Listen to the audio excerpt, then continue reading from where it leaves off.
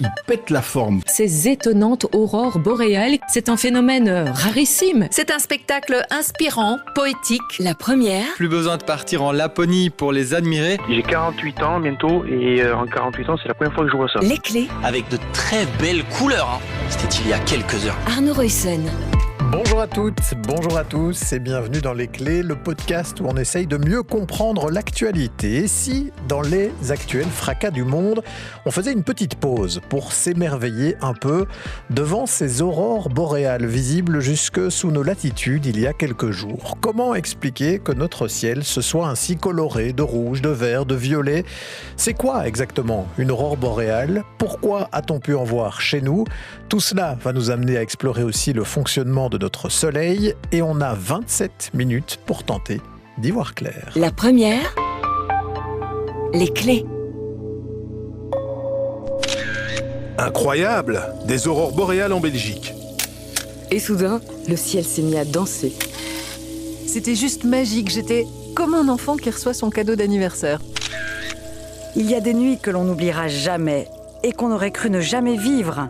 Voir les aurores danser au-dessus de sa tête en Belgique.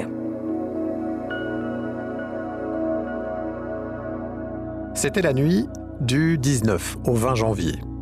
Des aurores boréales étaient exceptionnellement visibles jusqu'à nos latitudes, en Belgique et même jusqu'au nord de la France, très loin donc des pôles où on a l'habitude de pouvoir les admirer. Un phénomène que l'on n'avait pas vraiment vu venir, en tout cas dans cette ampleur, en témoignent les reportages dans les journaux télévisés a posteriori. C'est un spectacle qui n'était pas annoncé et qui s'est offert à tous ceux qui ont eu la bonne idée de regarder le ciel hier soir, comme ici au sud-est de la Grande-Bretagne ou encore aux Pays-Bas et dans plusieurs autres pays. Des aurores boréales magnifiques et fascinantes. Les aurores, c'est simplement les gaz de notre atmosphère qui sont bombardés par toutes sortes de particules, mais principalement les électrons. Et alors, du coup, cette atmosphère devient lumineuse. Et ça, esthétiquement, c'est splendide. Splendide et visible à de multiples endroits du territoire belge. Grâce à un ciel dégagé ce soir-là, mais aussi grâce à une lune pas trop lumineuse qui permettait de distinguer ces étonnantes colorations du ciel. Rouge, verte, violette, bleutée, comme des milliers de Belges, Robin, qui habite dans le Namurois, n'a pas voulu laisser passer l'aubaine. J'ai regardé par la fenêtre et j'ai commencé à voir des lueurs rouges, etc. Et je me suis dit, waouh, il faut que je sorte. J'ai été récupérer mon appareil photo. Et puis en plus, on a eu la chance de voir des aurores boréales vertes, ce qui était vraiment en Belgique très très rare. Et Robin, interrogé ici par notre collègue Louis Matagne, connaît pourtant bien les aurores boréales, puisqu'il revient de 6 mois en Laponie. Sauf qu'ici, selon lui, le spectacle était un peu différent. En Laponie, j'en ai vu des bleus, des vertes, etc. Mais je n'ai jamais vu des rouges, presque jamais. Je les regarde vraiment avec des yeux d'un enfant de 8 ans. C'est pas réel, c'est quelque chose qui est complètement irréel pour moi. Et c'est magique et c'est hors du temps. Magique, irréel, les images de ces aurores boréales se sont rapidement multipliées sur les réseaux sociaux. Comme ce lion de Waterloo trônant au milieu d'un ciel matiné de rouge et de vert. Comme ces vapeurs orangées qui semblaient descendre sur une rangée d'arbres. Ou encore, ce ciel déchiré entre du rouge et du bleu, au-dessus d'une petite chapelle, se détachant comme en ombre chinoise au milieu des champs. Une pause onirique, dans une actualité lourde en ce moment, mais avec quand même une envie de comprendre. Que sont ces aurores boréales ? Pourquoi a-t-on pu en voir sous nos latitudes ? Que nous disent-elles du soleil ?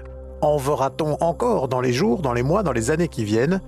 C'est tout cela que nous allons maintenant explorer. Et pour comprendre, on va accueillir un très bon vulgarisateur de ces questions, c'est Emmanuel Jehan. Bonjour. Oui, bonjour. Merci d'être avec nous. Vous êtes astrophysicien, chercheur au FNRS et à l'Université de Liège. Alors d'abord, première question simple et compliquée à la fois. C'est quoi, au fond, une aurore boréale? Comment est-ce qu'on peut expliquer simplement ce qui se passe là quand on aperçoit ces étonnantes colorations dans notre ciel? Alors, en réalité, c'est un phénomène qui est très complexe, qui a été compris vraiment en détail seulement dans les années 70, si on va au niveau de la physique. Mais on peut résumer ça en disant qu'il y a eu en fait 24 heures, donc le dimanche, une énorme explosion sur le Soleil qui a envoyé de la matière solaire, des particules, principalement des électrons, à très très grande vitesse. Ici, c'était assez exceptionnel puisque c'était à 1600 km par seconde, beaucoup plus rapide que les éjections de matière du Soleil habituelles. C'est donc arrivé très vite sur la Terre, de très grosses quantités. Et c'est ce qui a permis, en fait, avec une interaction avec le champ magnétique de la Terre, de créer des interactions entre les particules, les atomes d'oxygène dans l'atmosphère terrestre, en relativement haute altitude, vers 100 km à 300 km. Et ces particules de haute énergie ont excité les atomes d'oxygène qui ont émis de la lumière rouge à plus haute altitude et de la lumière verte à plus basse altitude. C'est pour ça qu'on entendait une des personnes qui expliquait qu'en Laponie, ils voyaient surtout des vertes pour voir les rouges qui sont à plus haute altitude. En fait, c'est un petit peu mieux d'être éloigné des pôles parce que comme c'est au-dessus, nous on regarde vers le nord et on a eu la chance, lundi, j'ai eu la chance de les voir. Et je dois dire que c'est les plus belles que j'ai vues de toute ma vie, de par la dynamique, de par les couleurs. On voyait au-dessus du nord un arc vert et au-dessus de cet arc vert, on voyait des striures dans une lueur rougeâtre. C'était vraiment magnifique. Donc c'est une combinaison d'une très forte activité sur le Soleil qui a envoyé des particules vers la Terre et une interaction assez complexe avec le champ magnétique terrestre. Donc pour un passionné d'astronomie que vous êtes, qui avait déjà chassé, j'imagine, quelques aurores boréales, là on a vraiment vécu quelque chose de tout à fait exceptionnel. Ah oui, tout à fait exceptionnel. Je vais dire, j'avais jamais vu ça de par les couleurs extrêmement intenses, de la rapidité du phénomène. Donc on a eu quelquefois, ça a été bien décrit par les observateurs, des sortes de faisceaux lumineux verts au zénith, donc au-dessus de nos têtes, très puissant, ça éclairait par terre, très vert pomme, puis hop, ça disparaissait en quelques secondes, ça réapparaissait sous forme un peu patchy de petits nuages verts, et puis cette magnifique lueur vers le nord, rouge et verte. Ça a duré pendant 1 heure, ça a été en fait assez bref, mais ça a été hyper intense et tout à fait magnifique. Tant mieux pour ceux qui étaient prévenus d'une manière ou d'une autre et qui ont pu en profiter. Alors on va essayer de comprendre, en reprenant un petit peu le temps, tout ce que ça nous dit aussi du fonctionnement de notre système solaire, du fonctionnement du Soleil lui-même, ce qui fait qu'on a ces aurores boréales, qui fait aussi que d'habitude c'est plutôt au niveau des pôles, pour comprendre pourquoi cette fois-ci on les a eues jusque chez nous. Et pour cela on va accueillir aussi une autre chercheuse dans cette émission, c'est Marie-Dominique. Bonjour. Bonjour. Merci d'être avec nous. Vous êtes chercheuse à l'Observatoire royal de Belgique. Et peut-être que si on veut bien redécomposer pour comprendre, il faut repartir du Soleil et expliquer ce que c'est le Soleil. En fait, comment ça fonctionne avec des températures extrêmement élevées. Voilà. Donc en fait, le Soleil, c'est une boule de gaz principalement constituée d'hélium et d'hydrogène qui abrite en son cœur des températures extrêmement chaudes. Quand on se rapproche de sa surface, les températures refroidissent. Et puis quand on s'éloigne encore un peu plus de sa surface et qu'on arrive dans l'atmosphère du Soleil, en quelque sorte, qu'on appelle la couronne, les températures réaugmentent. Et donc, les constituants qui constituent justement cette couronne sont généralement affublés de telles énergies que les atomes qui les composent ont généralement leur cœur composé de protons et de neutrons qui peuvent évoluer de façon indépendante des électrons qui leur ont été arrachés. Donc ça, c'est ce qu'on appelle un plasma. Et donc c'est ce qui constitue l'enveloppe, si vous voulez, du Soleil. Donc ça, c'est quand même un élément déjà très, très important à bien comprendre. Oui. Dans cette couronne autour du Soleil, oui, la température qui reste quand même très, très élevée, moins qu'au cœur, mais quand même à plusieurs millions de degrés, fait que ça va séparer les noyaux des électrons et qu'on a ces particules qui évoluent un peu comme une sorte de gaz, de plasma, donc autour du Soleil. On peut le résumer comme ça. C'est exactement ça. Comme ces particules, du coup, sont chargées, les protons sont positifs, les électrons sont négatifs, ils vont être soumis à l'influence des champs magnétiques. Et ça aussi, c'est un élément qui est assez important. Et donc, au niveau de la couronne, le champ magnétique du Soleil, puisque le Soleil a un champ magnétique de la même manière que la Terre, mais un champ magnétique qui est beaucoup plus dynamique et un peu plus complexe que celui de la Terre, le champ magnétique du Soleil a à certains endroits des zones où il s'ouvre en quelque sorte et permet la libération de ces particules qui vont se propager et potentiellement atteindre la Terre. Alors il faut savoir que le Soleil émet en permanence un flot de particules qu'on appelle le vent solaire. Les caractéristiques du vent solaire varient en fonction justement de la zone du Soleil dont il est originaire. Et donc du coup, les particules peuvent être éjectées avec des vitesses qui traditionnellement vont entre 300 et 800 km par seconde. On parle alors de vent solaire lent et de vent solaire rapide. Les particules les plus rapides emmènent avec elles plus d'énergie et donc vont déjà nominalement avoir potentiellement un impact plus important sur l'environnement terrestre. Donc, on a ces particules qui, de manière générale, s'évaporent un peu, si on peut dire. C'est pas tout à fait ça, mais ce vent qui se manifeste. Mais il y a des moments ou des endroits où on va avoir des éruptions plus fortes, où là, d'un coup, il y en a énormément qui vont être libérés, qui vont partir dans l'espace. Et ça, c'est un phénomène qui se rajoute en complément du vent solaire de base. Donc, le vent solaire rapide, de base, pourrait déjà provoquer certains phénomènes d'aurore, mais il serait confiné à la zone des pôles en général. Pour qu'on en observe dans nos latitudes, il faut effectivement qu'il y ait eu, quelque part à la surface du Soleil, une éruption. Et donc, lors d'une éruption, il y a aussi une bizarrerie du champ magnétique du Soleil qui éjecte ces nuages de particules que là, on parle généralement d'éjection de masse coronale. Et lorsque cette éjection de masse coronale est dirigée en direction de la Terre, elle a la possibilité également non seulement de créer des aurores, mais en plus d'aller perturber le champ magnétique de la Terre et donc d'élargir la zone dans laquelle les aurores vont pouvoir être observées. Donc, de manière générale, on peut déjà avoir des flots de particules qui peuvent venir provoquer des aurores boréales, mais plutôt concentrées alors au niveau des pôles. Mais quand on a des circonstances particulières d'éruptions, et en particulier des éruptions qui vont directement en direction de la Terre, alors là, on peut les voir à des latitudes plus basses que simplement les pôles. Mais alors, essayons de comprendre quand même avec vous, Emmanuel Jehin, ce qui se passe quand ces particules chargées électriquement, on va le dire comme ça, arrivent proche de la Terre. Puisque, on l'a dit, et Marie-Dominique le disait, il y a effectivement aussi un champ magnétique autour de la Terre. Donc, comment vont interagir ces particules quand elles arrivent justement au contact du champ magnétique de la Terre ? Oui, tout à fait. Et d'ailleurs, il faut noter que c'est grâce au champ magnétique de la Terre, assez puissant d'ailleurs, que la vie a aussi pu se développer sur notre planète, parce que sans le champ magnétique, on aurait ces particules qui viennent continuellement détruire les cellules.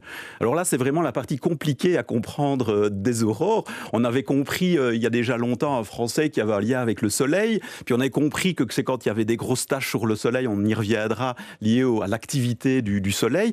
Edmund Halley, qui avait découvert la comète de Halley, avait compris qu'il y avait un lien avec le champ magnétique terrestre. Lui, il pensait d'ailleurs que c'était uniquement terrestre. Et puis alors, en fait, on a fait beaucoup d'expériences pour comprendre ce qui se passait avec l'excitation des atomes dans l'atmosphère.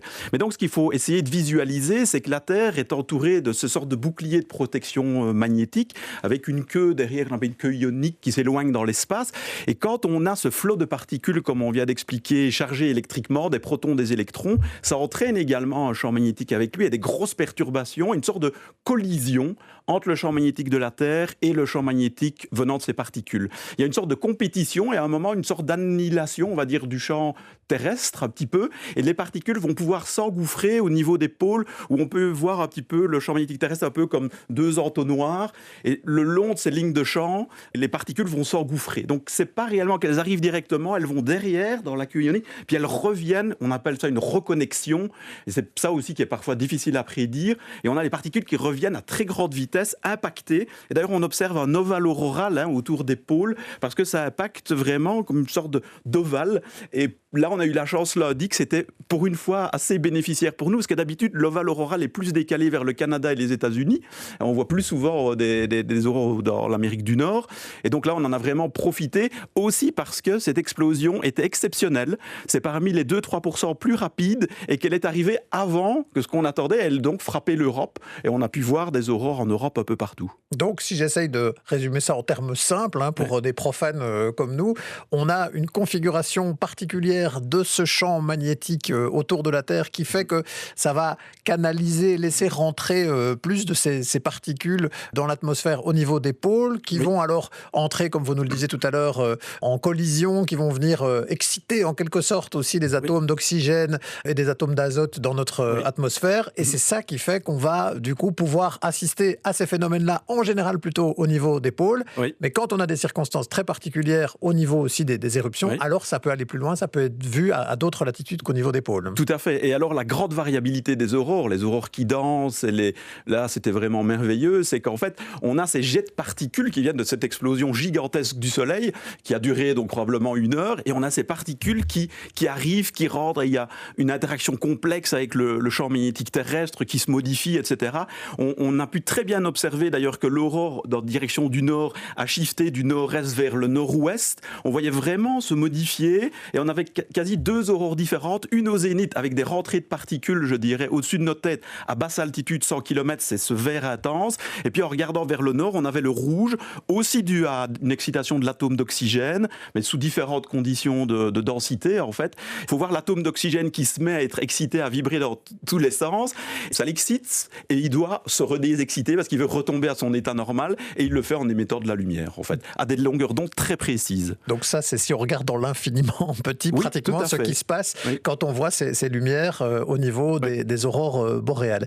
Une petite question encore, Marie-Dominique, vous qui observez de manière régulière et précise le soleil, est-ce qu'on sait prédire ça, les moments où on va avoir des intenses éruptions solaires et notamment des éruptions en direction de la Terre? Est-ce qu'on sait qu'à certains moments, on va avoir plus de chance ou de malchance, ça dépend comment on le voit, mais d'avoir des phénomènes comme ceux-là? On peut dire qu'on va avoir plus de chance. On ne sait pas les prédire de façon fine, en gros. On sait identifier à la surface du Soleil les zones qui sont susceptibles de rentrer en éruption en observant justement l'assemblage de taches, telles qu'on les appelle, qui sont présentes à la surface du Soleil. Donc si on observe le Soleil, et Galilée le faisait déjà dans les années 1600, on voit que le Soleil, même en lumière blanche, n'est pas une zone homogène, mais qu'il y apparaît de temps en temps des zones beaucoup plus sombres qui correspondent en fait à des zones où la température est un peu plus basse et où le champ magnétique est un peu plus intense. Ce sont ces zones qui sont les plus propices à l'émergence d'éruptions. Et on sait maintenant qu'en fonction de la configuration de ces zones, elles auront peu ou plus de chances de produire une éruption, et une éruption intense ou non.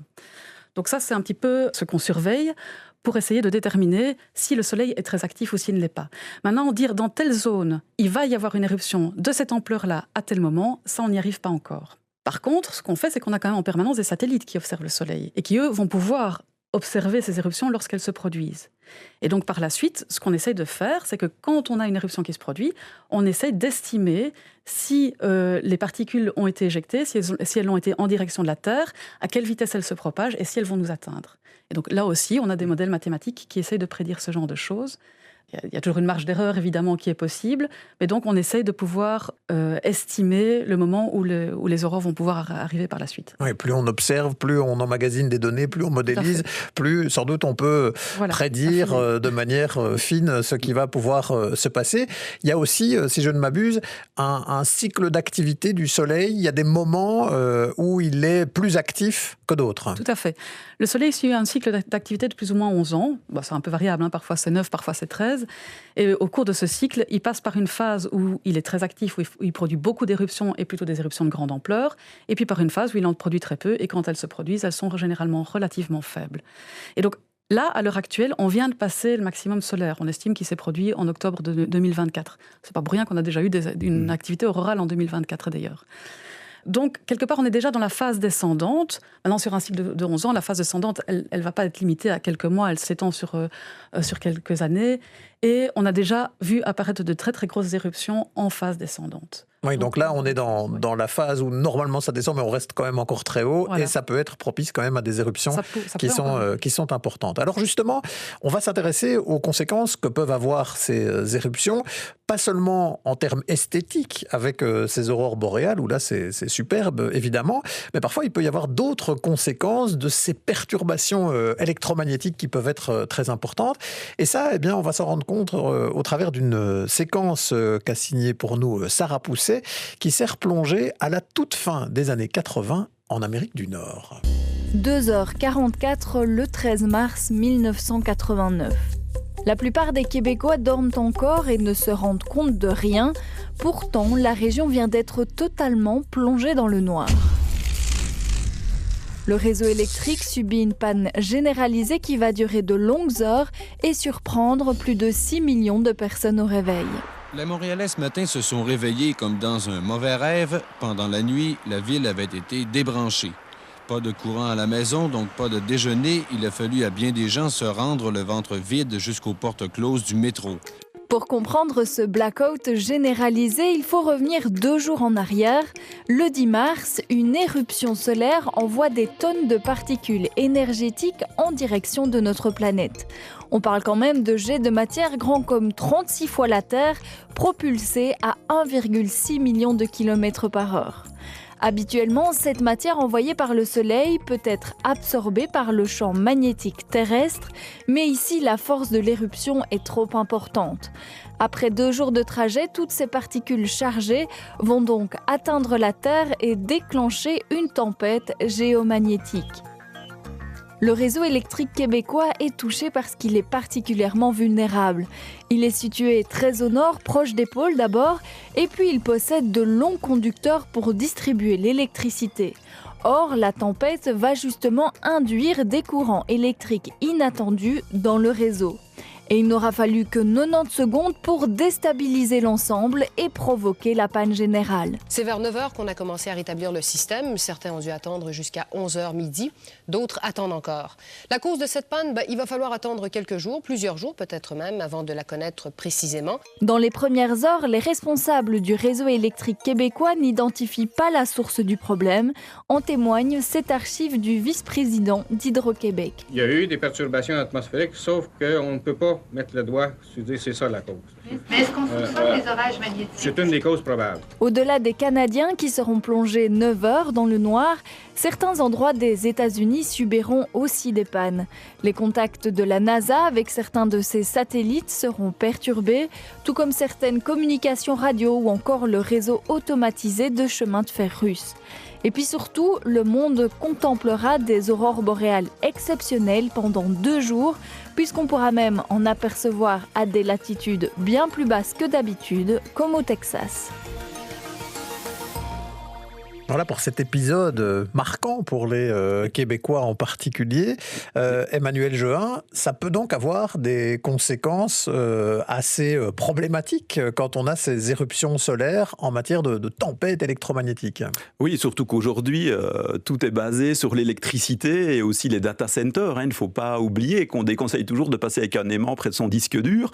Imaginez, là, pour une tempête géomagnétique qui pourrait être tout à fait exceptionnelle. On a la chance que notre Soleil est une étoile relativement calme. Elle a quelques bouffées de chaleur. Il a quelques bouffées de chaleur tous les 11 ans au moment du maximum. Et en fait, on a enregistré au niveau archéologique, par exemple, dans des carottes polaires ou dans les troncs d'arbres, des éruptions vraiment très, très puissantes. Là, on parle plutôt de milliers d'années, mais on a également historiquement l'événement Carrington, comme on l'appelle, en 1859, où des aurores boréales ont été vues jusqu'à l'équateur pendant plusieurs jours, et qui ont eu beaucoup d'effets déjà même à l'époque. C'est pour ça qu'aujourd'hui, il existe ce qu'on appelle la météo spatiale, et notamment à l'Observatoire royal de Bruxelles et à l'Institut d'aéronomie. Ils font beaucoup d'expériences, ils sont responsables d'ailleurs d'un centre de météo spatiale pour prévenir notamment tous les satellites qui sont en orbite et extrêmement sensibles parce que certains ne sont pas nécessairement bien protégés. On peut imaginer le chaos qui pourrait arriver avec, du moins sur une face de la Terre, avec une énorme éruption qui pourrait arriver. On peut se poser la question si aujourd'hui on est bien protégé contre une éruption. Ça va dépendre évidemment de sa puissance, mais on peut imaginer par exemple que toutes nos belles photos qui sont sur nos disques durs aujourd'hui et qu'on n'imprime plus, on pourrait les perdre si ces serveurs sont... Alors aujourd'hui, on est beaucoup mieux protégé que dans les années 80. On a bien compris les problèmes, etc. Et d'ailleurs, avec les grosses tempêtes géomagnétiques qu'on a eues récemment, il n'y a pas eu énormément de problèmes qui ont été rapportés. Mais donc ce risque existe, notamment pour les data centers, vous le dites. Il y a beaucoup de choses qui passent aujourd'hui par des satellites bien plus qu'hier. Il y a de plus en plus de satellites GPS, en orbite autour de la Terre. Oui. Le GPS en dépend. Tout ça est potentiellement fragile en cas d'éruption solaire très importante. Oui, tout à fait. Le GPS, c'est bien connu par les aviateurs notamment. Et donc, il faut être attentif à ça. Au niveau de la santé humaine, on peut en parler aussi parce que c'est vrai que quand je me trouvais en dessous de ce flot de particules, je me suis dit, tiens, ma compagne m'a dit, c'est pas dangereux. Non, mais c'est vrai parce que c'est tellement impressionnant. Il y a des particules qui rentrent dans l'atmosphère. C'est encore à 100 km, elles sont arrêtées, freinées. Mais les avions, par exemple, qui passent et qui traversent le cercle polaire, clairement, ils se prennent beaucoup plus de radiation. D'ailleurs, les hôtesses de l'air ont un certain quota qu'elles peuvent faire. Donc, c'est quelque chose qu'il faut prendre en compte. Et les astronautes, évidemment, à bord de la Station spatiale internationale, ils vont se réfugier dans un coin de la station avec une grosse épaisseur de plomb quand il y a ce genre d'événement. Parce que c'est vraiment très dangereux. C'est d'ailleurs un des plus gros risques pour les astronautes qui vont aller sur Mars, puisque là, ils vont quitter la protection du champ magnétique terrestre et pendant 6 mois sous le flot des particules solaires qu'on ne sait pas prédire à ces distances-là. Donc pour eux, il y a réellement un danger d'attraper un cancer, par exemple. Ah oui, donc il y a des vraies conséquences aussi pour la santé humaine. Ça nous rappelle ce que vous nous disiez dès le début de l'émission, en disant si on n'avait pas ce champ magnétique pour nous protéger de ces particules, on pourrait tout simplement pas vivre sur Terre. Marie-Dominique, on comprend à travers ça tout l'intérêt de pouvoir mieux comprendre, pour pouvoir prédire. Il y a même un enjeu de fonctionnement de toute une série de services sur Terre à pouvoir demain anticiper tel ou tel problème qui se passerait au niveau du Soleil. Oui, tout à fait. Et donc, il y a un effort de modélisation et de recherche qui est permanent, qui est en cours, mais qui, comme je le disais, à l'heure actuelle, ne permet pas encore des prédictions qui sont assez fines que pour pouvoir vraiment déterminer à l'heure près, par exemple, l'arrivée d'une tempête géomagnétique. Et est-ce qu'on peut prendre des dispositions en disant alerter qu'il va se passer quelque chose? Est-ce qu'on a un peu de prévisibilité en se disant là, on voit qu'il y a une éruption, ça va arriver dans quelques heures? Ça, on sait faire? On essaye, mais par exemple, dans le cas de l'éruption qui a causé les aurores de lundi, on a quand même été surpris. Les prédictions, d'une part, qu'on avait pour la Belgique, anticiper une tempête géomagnétique, mais de niveau, alors là je vais rentrer dans les détails, mais on a des mesures des indices magnétiques sur Terre. On avait prédit quelque chose de l'ordre de 7, ce qui déjà peut provoquer des aurores boréales, mais peut-être pas des aurores boréales vues à l'œil nu, alors que là on a atteint 9, et c'est arrivé plus tôt que prévu en fait. Donc on comprend que c'est pas si simple que ça aujourd'hui encore de tout prévoir. Dernier élément alors, Emmanuel Jehan, est-ce que ceux qui veulent pouvoir apercevoir des aurores boréales, qui peut-être les ont manquées cette fois-ci, ils ont quand même des outils, des éléments pour pouvoir être plus attentifs certains soirs que d'autres? Oui, alors c'est vrai qu'on aimerait bien encore en voir, et pour ça il y a des petits outils quand même qui sont bien utiles. On peut installer sur son smartphone des applications comme Space Weather Live ou Aurora qui donnent toute une série d'indicateurs, 3 principalement. Le KP, quand il est vers 9, on peut en avoir en Belgique. Le BZ, quand il est vers moins 50 et qui indique l'intensité du champ magnétique terrestre, est aussi une bonne indication. Et puis ce qu'on appelle l'ovale auroral, on peut voir l'image vraiment où se déroulent les aurores au-dessus de la planète. Et si elle est au-dessus de l'Europe, c'est vraiment très bon signe. On peut encore espérer en voir jusqu'à l'été, avant que les nuits ne deviennent très courtes. Et puis l'activité du solaire va de plus en plus diminuer. On pourrait encore en voir l'année prochaine. Et puis après, il faudra attendre probablement 10 ans pour en voir de nouveau. Vous pouvez aussi, bien sûr, aller les voir en Norvège, en Laponie, bien sûr aussi.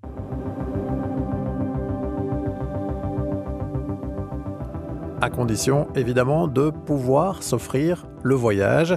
Mais on va retenir donc qu'il n'est pas exclu qu'on puisse encore revoir dans l'année ou les 2 années qui viennent des aurores boréales en Belgique, même si on a bien compris qu'ici, il y avait eu une configuration tout à fait particulière dont on a pu bénéficier sous nos latitudes. Merci à Emmanuel Jehan et à Marie-Dominique d'avoir joué le jeu de la vulgarisation pour nous permettre de mieux comprendre les enjeux. Merci à Laurent Nélissen pour la réalisation sonore de cet épisode. À la préparation, il y avait Sarah Pousset et Arnaud Ruyssen. Et n'hésitez pas, si ce contenu vous a intéressé, à le faire connaître et à le partager autour de vous.